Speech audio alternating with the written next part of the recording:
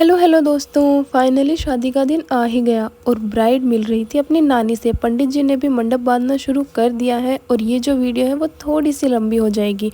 कुछ टाइम बाद भात की तैयारियां होने लगी थी, क्योंकि जो भी मामा की साइड से भात लेके आते हैं उनको अलग बिठाया जाता है। फिर रस्म होने के बाद वो लड़की के घर आते हैं। लेकिन हर काम में ज़रूरी होता है फ़ोटोशूट, चाहे भाती मुँह फाड़े बाट देखते रहें। तो भाई फ़ोटो फाटो खींचने के बाद भात की रस्म शुरू हुई और सबसे पहले बारी आती है मेरे मम्मी पापा की, क्योंकि सभी भाइयों में मेरे पापा बड़े हैं। लेकिन मेरे पापा को चुनरी उड़ाने का एक्सपीरियंस बिल्कुल भी नहीं है, तो वो आडी बाकी उड़ा के काम निकाल ही लेते हैं। और उसके बाद अगेन फ़ोटोशूट। लेकिन इनको फ़ोटो भी नहीं खिंचवानी आई। कैन यू बिलीव, जिनकी छोरी पूरा दिन हाथ में कैमरा रखती है उसके मम्मी पापा को फ़ोटो तक खिंचवानी नहीं आई। खैर, मम्मी पापा के बाद बारी आती है मौसी और चाचा की। लेकिन यहाँ थोड़ा सीन इमोशनल वाला हो गया, क्योंकि मेरे दादाजी को गुजरे कुछ ही महीने हुए थे और सबको उनकी याद आ गई।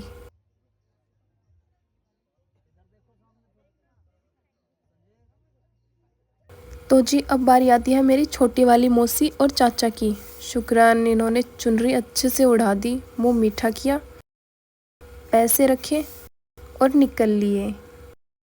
बड़ों के बाद आई बच्चों की बारी। हमारे छोरे कुर्ते पजामे में पूरे चौधरी बने घूम रहे थे। सबसे पहले आया मेरा बड़ा वाला भाई जो मुझसे छोटा है। फिर आया छोटा वाला भाई जो है ही छोटा। हमारी बारी में टाइम था, इसीलिए सबकी वीडियो पीछे से ही आई।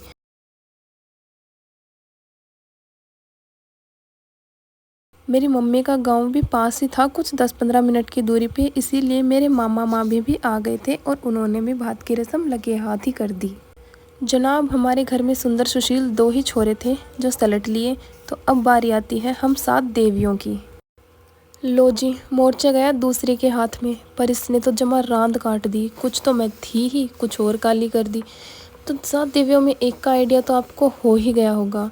बात का प्रोसेस लंबा चौड़ा ना खींचते हुए सीधा आते हैं अंदर और देख लेते हैं बान का कार्यक्रम, क्योंकि इसके बाद दीदी को तैयार होने भी जाना था और वो ऑलरेडी बहुत लेट हो चुकी थी। और घर की जो लेडीज़ थी वो कर रही थी चाक की तैयारी। लेकिन उससे पहले मेन इम्पोर्टेंट काम, फ़ोटोशूट। हमारे पास कुछ काम तो था नहीं, वेले बैठे थे, सोचा एक सरसरी थरथरी नज़र टेंट पे मार लेते हैं। स्टार्टिंग में ही फ़ोटो पॉइंट बना रखा था, जहाँ पे लड़कियाँ अपना बतख वाला पोज बनाकर फ़ोटो ले सकती हैं। पास ही जंक फूड आइटम्स के स्टॉल लगे हुए थे, देन वीआईपी सिटिंग एरिया और हुक्का, जो जाटों की शादी में मोस्ट इम्पोर्टेंट है। स्टेज की डेकोरेशन तो अब तक भी चल रही थी।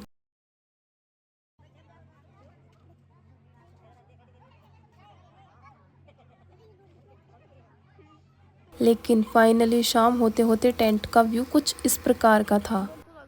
बारात का आगमन हो चुका है और साथ ही महिला चुगली अभियान भी जारी है। स्टेज से पहले दीदी की गोद की रस्म हुई थी, देन अगेन फोटोशूट। इतना तामझाम करने के बाद ऐसे ही थोड़ी ना वेस्ट करेंगे।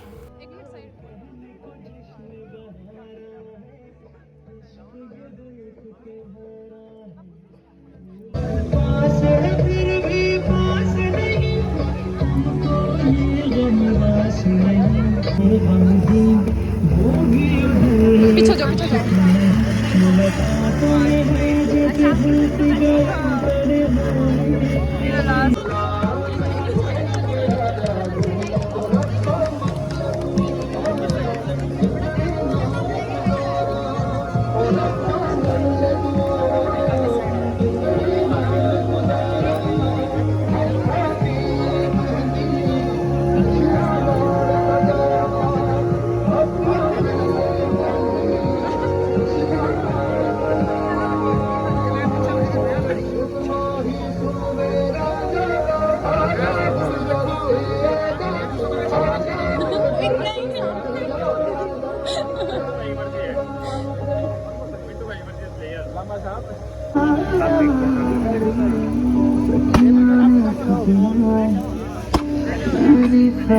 ज़्यादा कुछ तो मैंने रिकॉर्ड नहीं किया, क्योंकि फिर मुझे नींद के लटके आने लग गए थे।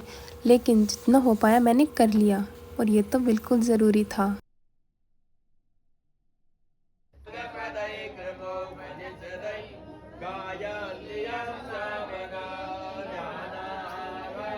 दुल्हन की बहन का सबसे इम्पोर्टेंट काम, इसके बिना तो शादी अधूरी है। नींद तो भाई साहब इन दोनों को भी आ रही थी, लेकिन सब इन्हें ही देख रहे थे तो कंट्रोल करना पड़ा। पंडित जी भी बड़े मजाकिया थे, सबको जगाए रखने की पूरी कोशिश कर रहे थे।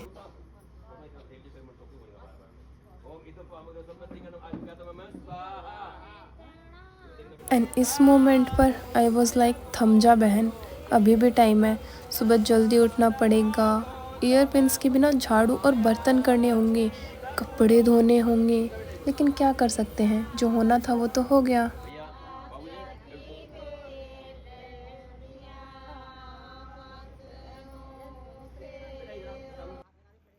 तो सारी रस्में होने के बाद, शादी संपन्न होने के बाद, अब बारी थी हमारे इष्ट देव और देवियों के आशीर्वाद की।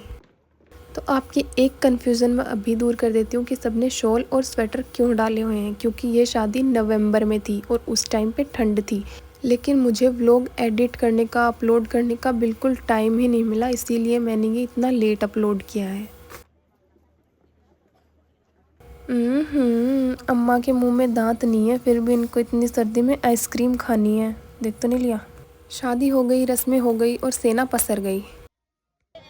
तो ये वाला मोमेंट सबके लिए बहुत मुश्किल होता है, खासकर मम्मी पापा के लिए। इजी थोड़ी होता है अपनी लाडली को नाज़ों से पाल पोस कर किसी और के साथ विदा करना।